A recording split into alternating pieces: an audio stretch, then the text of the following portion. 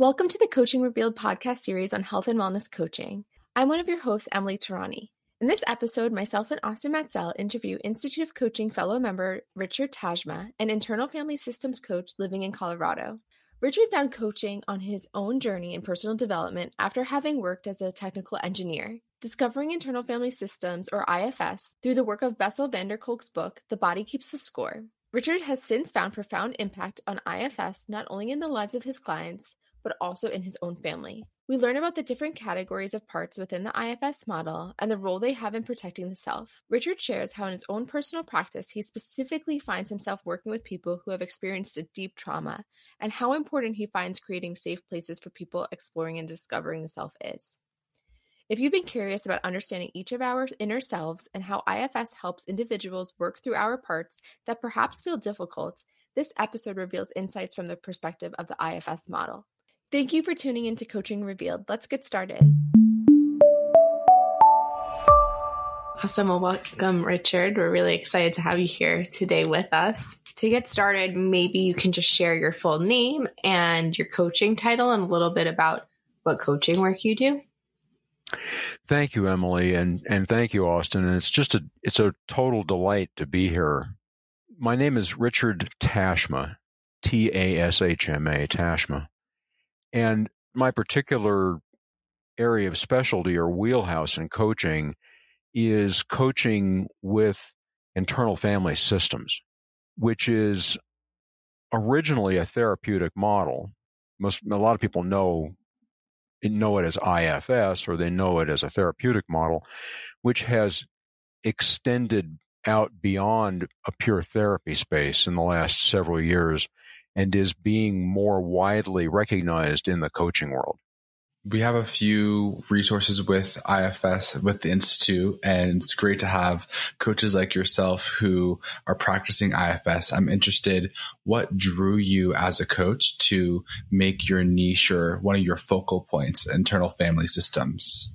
I've been on a journey of self-development for about 40 odd years now. I'm in my mid-60s. And so this started for me originally a long time ago, because in my 20s, I was educated, I was capable, and I really was very unhappy with the person I was. And so I set out on a journey of self-development and self-understanding. One of the things that I did a lot of work, and I succeeded quite a bit, but I could only really do the work for myself. And I really wanted to be able to help other people.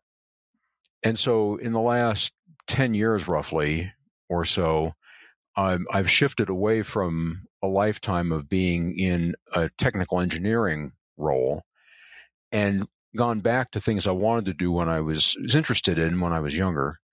And that brought me to both energy healing and coaching. And when I started to integrate coaching in this, I discovered Bessel Kolk's book, The Body Keeps the Score. And through The Body Keeps the Score, I found internal family system. And because I'm not only an engineer, but I'm actually trained as a biologist. So I'm a systems guy from the beginning. I immediately recognized, as soon as I started to pay attention to IFS and started to listen to Dr. Richard Schwartz, or Dick as we know him in those of us who are in the IFS world know him as Dick Schwartz. When I found Dick and I started to listen to the way he talked about systems, I got really excited. And I thought, this is somebody who's speaking my language. Would you be able to give us a brief explanation of what IFS is for anyone who's listening that doesn't know? In very, very short terms, the essential elements are that our psyche, our mind, separate from the neurology or the biology of our brain, but as Dr. Dan Siegel likes to say, our mind uses the brain to create itself. So our mind in the IFS way of thinking is not monolithic or unitary. It's divided into, in a more technical sense, subpersonalities, which is not the same as any kind of personality or multiple personality type of disorder. It simply acknowledges that in our normal course of being, we have the natural tendency to have different parts, which is that's the pedestrian terminology that we all use every day. Different thoughts, different ideas, different parts, and that all of these exist within us simultaneously, and they are in relationship with one another. Many times they're in a harmonious relationship, and sometimes they're in a conflicting relationship.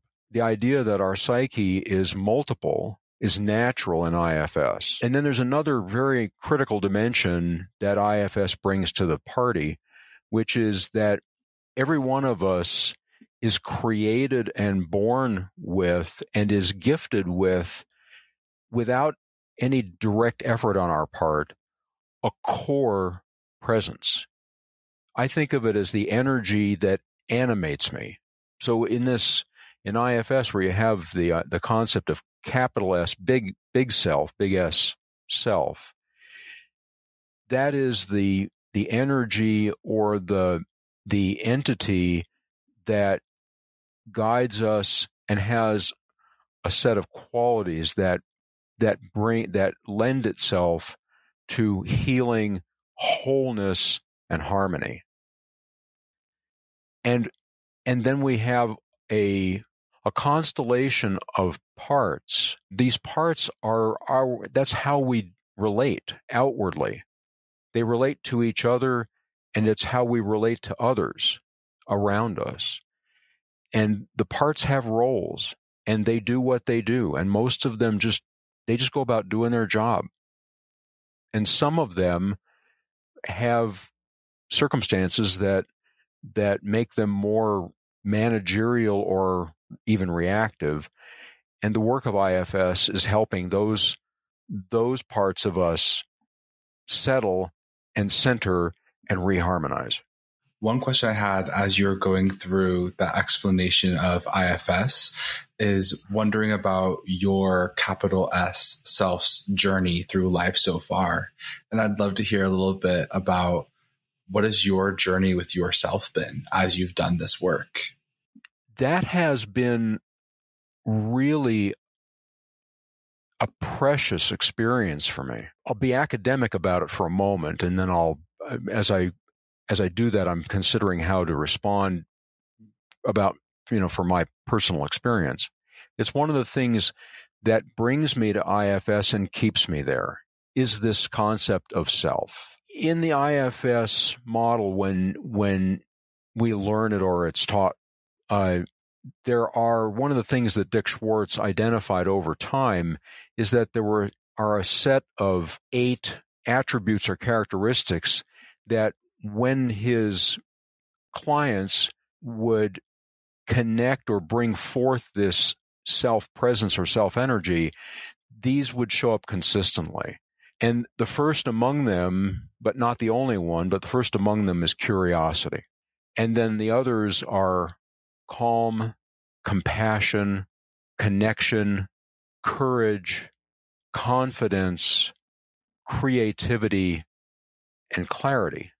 And in addition to that, there are other terms that we use in IFS that are qualities or attributes of identifying self, and those include patience, non-judgment, acceptance, and even in some cases, even a sense of fierceness. Because one of the things that we know about ourself, our core self, is that it's not reactive, but it can be fierce. So given that bit of background, Austin, as I began to learn IFS and apply it in my own life, and I began to discover the self in me, the self energy, or that the presence of that wise, connected core, I noticed that it was something that I could really rely on. And as I got to know more of my own parts that needed attention and healing, when I would bring my self-energy noticing these qualities, bring my own self-energy to these parts and do it properly, my system would settle. And I could still be very effective, but I didn't have to be reactive. And I'm pretty chill. And that's not how I was 40 years ago. Let me assure you. It wasn't how I was 10 years ago, even. So being able to discover that this exists within me and being able to connect with it and see it as an essential resource. Am I being curious right now? Am I being calm? Am I being connected and compassionate with myself, with my own instance, not just self-capitalist in this case, but with my own parts, my own system, and with the people I'm connected with my spouse of 30 odd years, with our adult daughter, and with the people with whom I interact, including you two. That's very holistic and very appreciated, Richard. Thank you.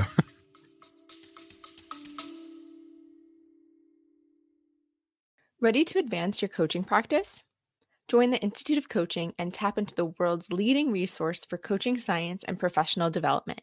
With over 4,000 members across 130 countries, the IOC offers invaluable networking opportunities with an elite global coaching community and innovative learning to broaden your knowledge and keep you at the forefront of coaching best practices. Engage in cutting-edge learning events with world-renowned coaching scholars, from webinars and seminars to discussion groups, research projects, and more. Try any membership free for 30 days. Use promo code IOC Podcast and visit instituteofcoaching.org/join to get started. I'm trying to not be academic here. We got plenty of people who are academic here. Yeah, and this is Coaching Revealed, so we're trying to get all the juicy stuff under the surface. Beautiful. Which brings me to my next question, kind of to recap. So it sounds like you're in a different industry totally, started doing personal development work and found coaching and then found IFS. Did you use IFS specifically in coaching first, or did you use it as a tool for yourself? And then when you saw how successful it was, you incorporated it into your coaching? It would definitely be the second, Emily, because when I came to coaching, I knew that when I started really getting into the coaching work and the dimension of it in coaching and integrating IFS, I knew I needed to do a lot of work on myself in order to develop my own self-energy. And the journey for anybody to really be proficient with IFS as a framework can be described in a page or two. The hard work of becoming an effective and proficient IFS practitioner is doing the work on ourselves. IFS is not mechanical.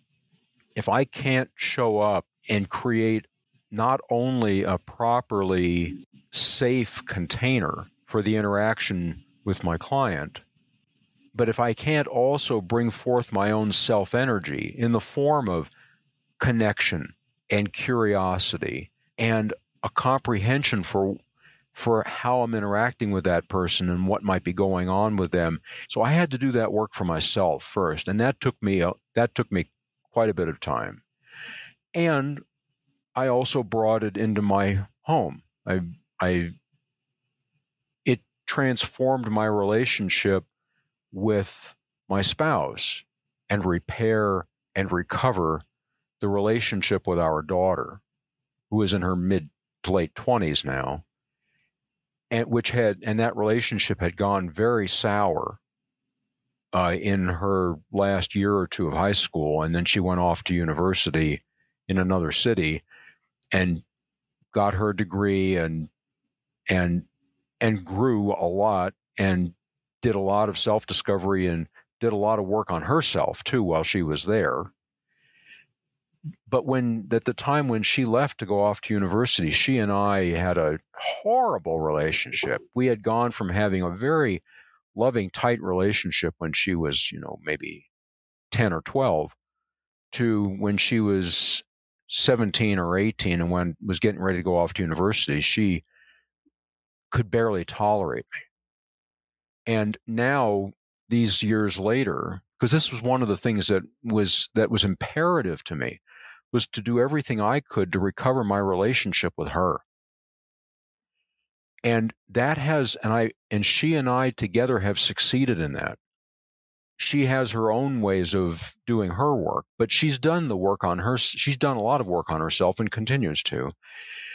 And with the work that I've done on myself and my ability to bring forth my self-energy, it's allowed me to really be much more attuned to her and to show up very differently as a young adult and an older adult, and not just be her father, always telling her what to do or what not to do, or any, that way of being that she really got to a point where she resented.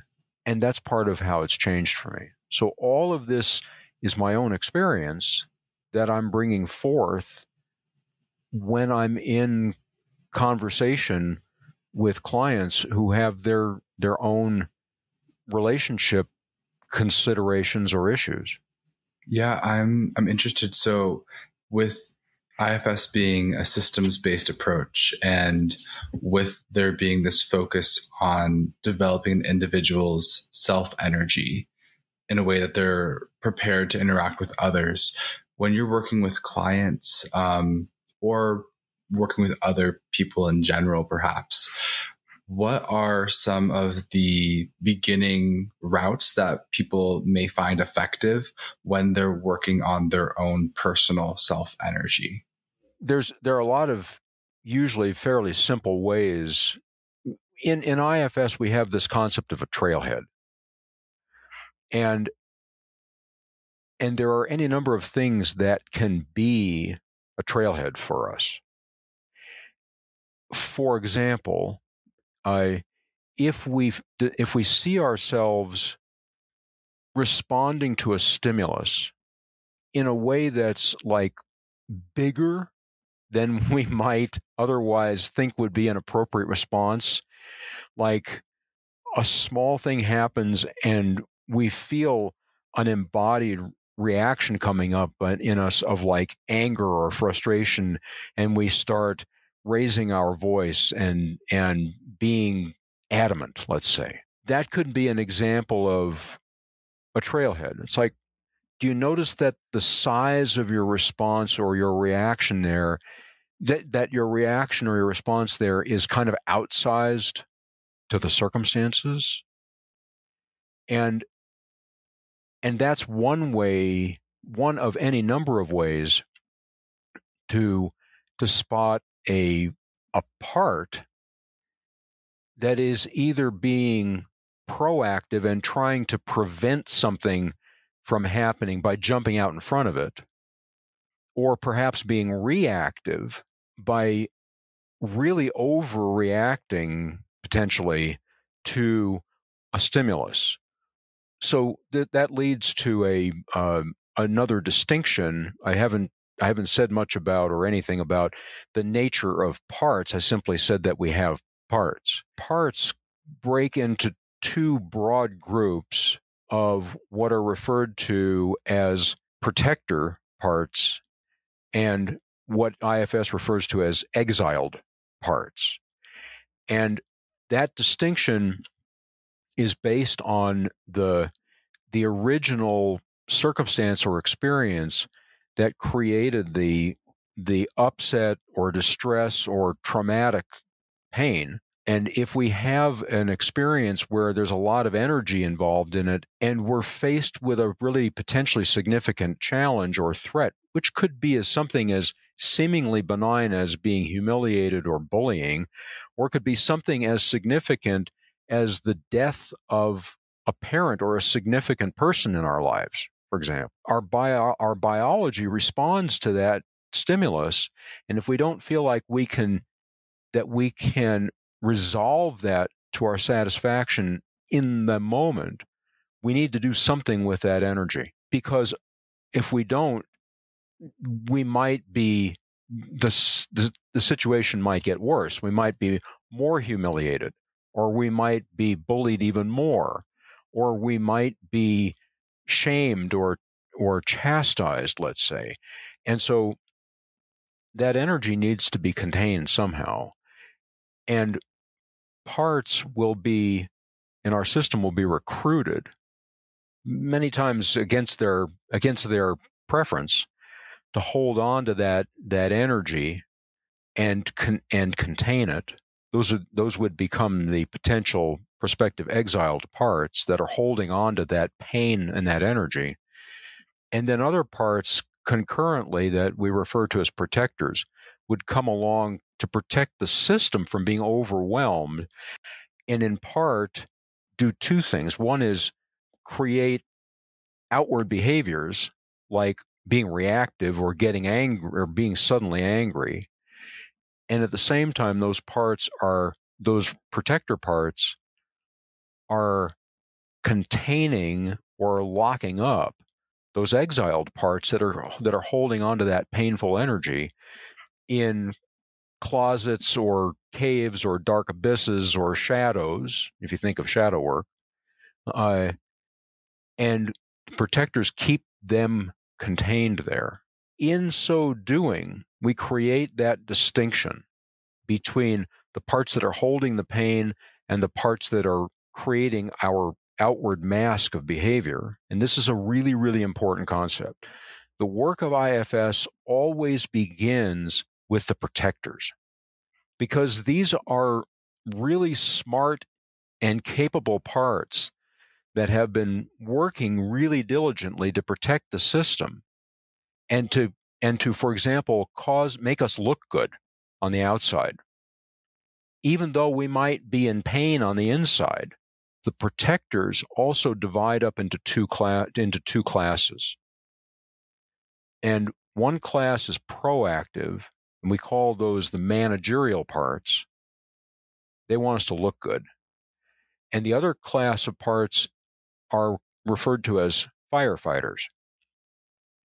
And those are the parts that when we really do get riled up and we fear that, and these parts fear that we're going to be overwhelmed by a strong emotion, those parts will come up and do anything they can to either, as Dick Schwartz says, douse the flames of emotion or take us out. Addictive behavior, which so many of us have, and so many of us even in high-level executive roles have addictive behavior.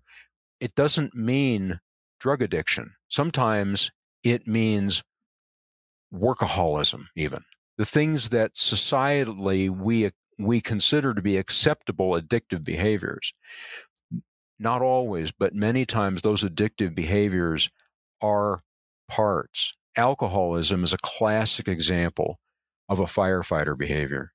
It's a very, very powerful protector part. And the work of IFS begins by getting to know the protectors and getting to know the protectors from the self. That's why I brought up the whole point of self earlier. The healing comes not from the IFS practitioner, the role that I might be playing in a session or a journey with somebody, but from being a model and creating the safety and the curiosity and the inquisitiveness that allows the person to connect with their own self-energy and get to know the protector and get to know their own protector parts. So from a coaching point of view, because that's what we're talking about in this context, that's really the essential work, is to bring forth self-energy and get to know the protectors.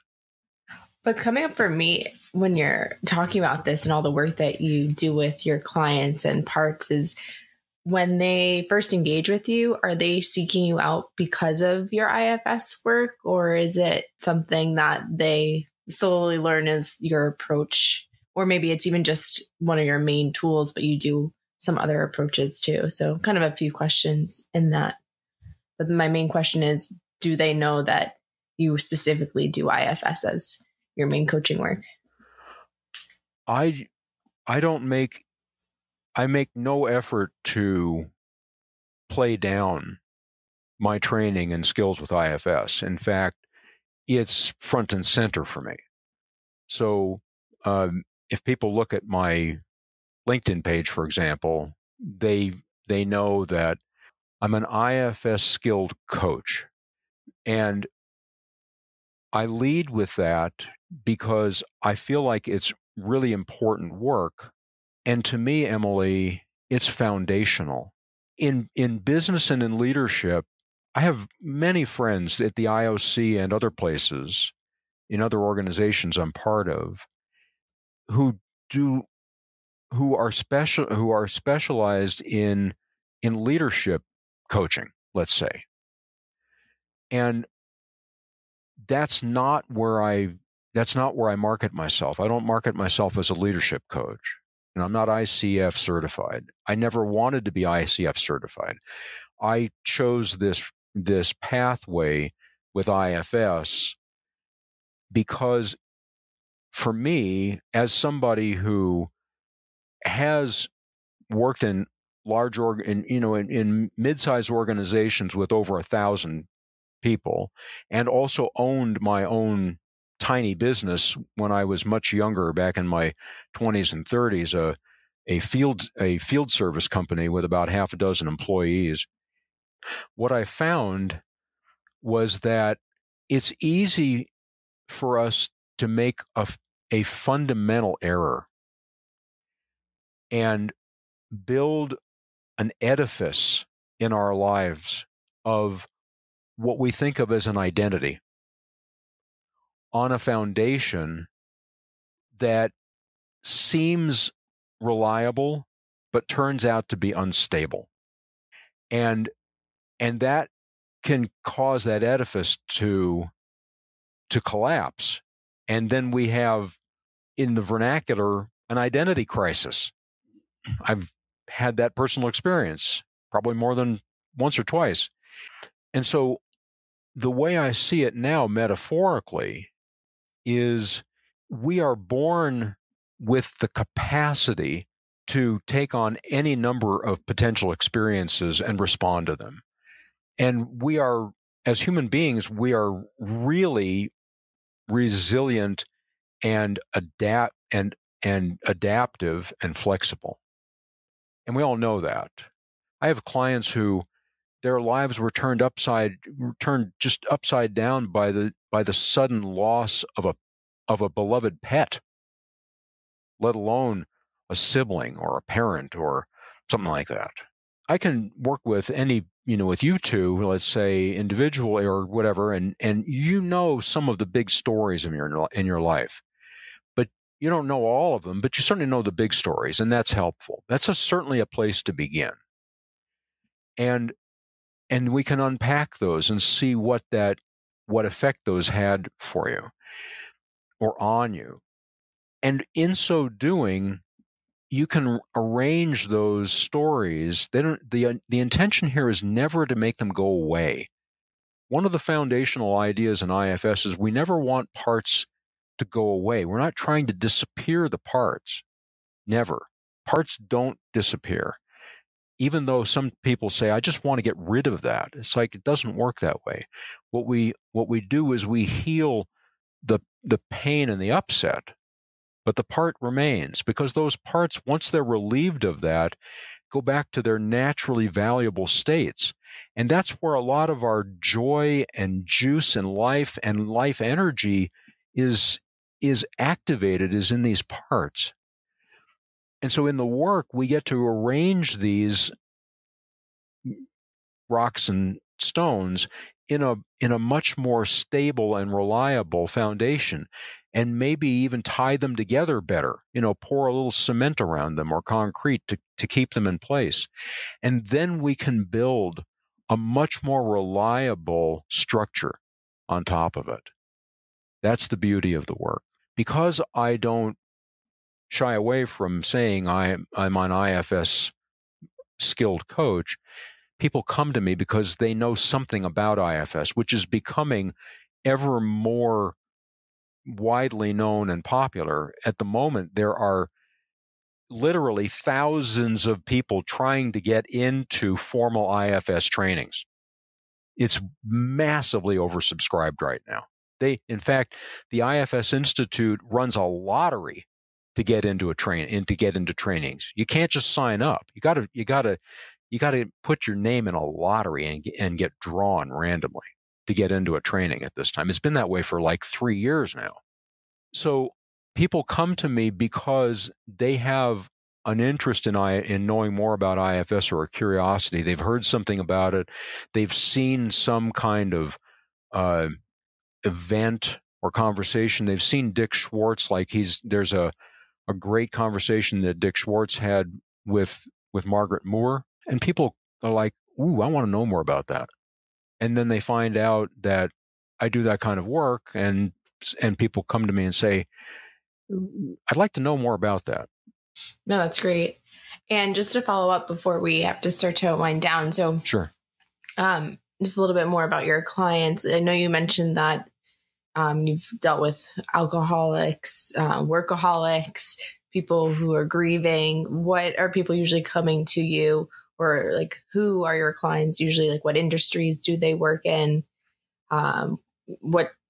What's the average, if there is an average situation that you're working on with clients?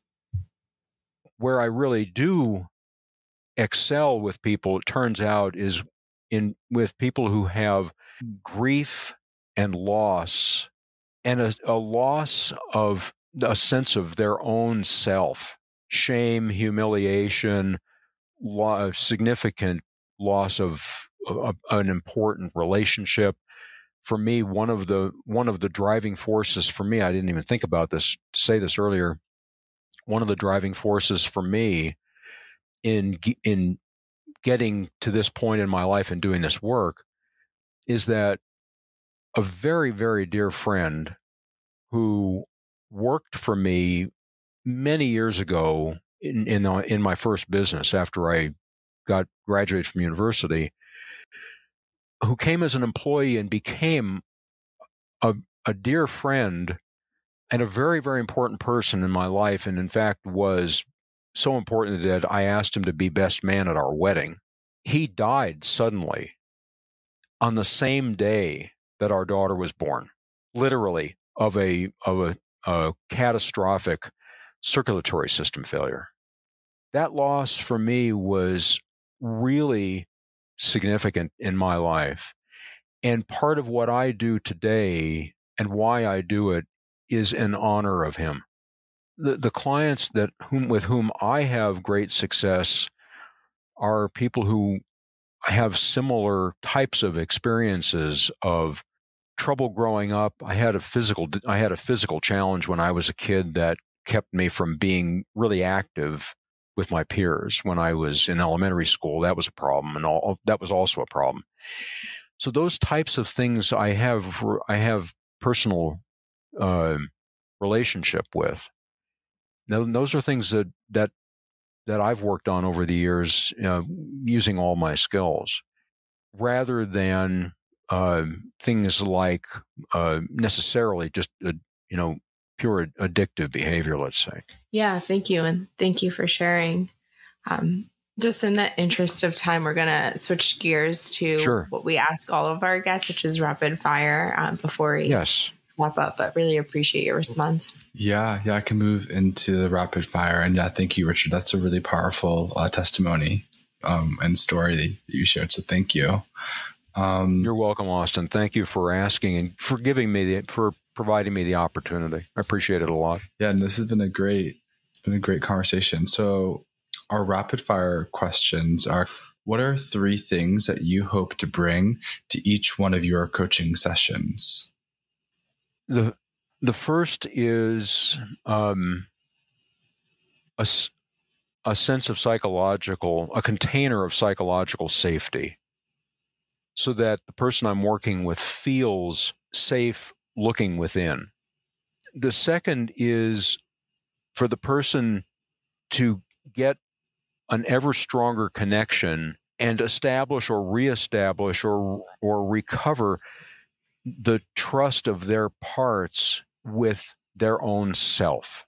And the third is to help people recognize a sense of belonging, that they belong here. That was one of the big ahas for me, was really embodying the recognition that I am here because I belong here. And that's part of my mission, is to help people recognize and really feel it themselves that we belong here. And so what are the 3 things that you bring yourself to help cultivate that space for the clients? Well, for me to bring my self-energy, which I need to do, one of the things that I need to do is to be present and mindful. And that certainly is an important dimension in any good coaching relationship and coaching experience. Not just be able to parrot back what they're saying, but to actually reflect for them, reflect to them the whole of what I'm picking up in that dialogue, let's say. The second thing that I bring is a real love of doing this work, is that the opportunity to do this to me is a gift. It's a gift to the people I'm serving, and it's a gift to all of the people whom they come into contact with. And so it propagates out. And the third, honestly, is my hope that people will see value in this, and that this whole range of IFS inspired and IFS skilled coaching will grow and become more commonly recognized, and that people will tell other people about it. And of course, I'd like to grow my business, obviously, right? But I'm still only one person, and I can only work with so many people. And there are a great many people out in the world who can benefit from having this kind of opportunity to discover this about themselves. Yeah, and we're here to help spread that word. Yeah, thank you very much. Speaking of a word, do you have a favorite word to use during a coaching session? The word that's coming up when you ask is wonder. I'm wondering about, I want to be in a place of wondering, and I want to ask clients, because I don't want to assume anything about anybody else's system unless we've really, really talked about it well. And so many times I'll ask, I wonder whether, or what if, or something like that. So wonder as a concept and as a question, I think is something that I lean on quite a bit. Absolutely. And then last one of our rapid fire questions. Do you have a current coaching question that you are using a lot, or that you might say is your favorite coaching question? The answer that's coming up for me is less of a specific question, Austin, than it is a way of being in the conversation. And what I'm leaning on is, what is that part trying to communicate to you? What does that part want you to know about itself? About its story, about its history. That's so important. And then Finally, are there any links or publications or ways that people can connect with you? How would you like people listening to today's episode connect with you on the internet, if you would like that? Sure, I'd love it. Most of the people I connect with, I do through LinkedIn. And so you can just find me on LinkedIn at Richard Tashma. It's just RichardTashma, Richard Tashma. And it'd be easy to find. And also I do have a website. Given that I live in Colorado, the website is Rocky Mountain Calm, CALM.org, RockyMountainCalm.org. Very calming. I love it. I'm calmer just hearing the URL. Thank you, Richard. This is awesome to learn a little bit more about you and your coaching work. Yeah, Definitely heard some new things that I didn't know about you in the past. So thank you. Thank you, Emily, and thank you, Austin, for this opportunity to share this valuable information with the audience. I'm honored for the opportunity to be here, and I very, very much appreciate you guys and what you're doing here. Thank you. Yeah, thank you. Thank you for listening to this episode of Coaching Revealed, brought to you by the Institute of Coaching. You can learn more about the Institute on our website at instituteofcoaching.org. You can stay up to date with new episodes of our podcast by liking and following Coaching Revealed. You can also find us on social media on LinkedIn, Instagram, and X with the handle Institute of Coaching. We also love hearing from our guests, so please reach out to us with thoughts you have on this episode and any questions you have about coaching. Until next time, this is Emily Terrani with Coaching Revealed.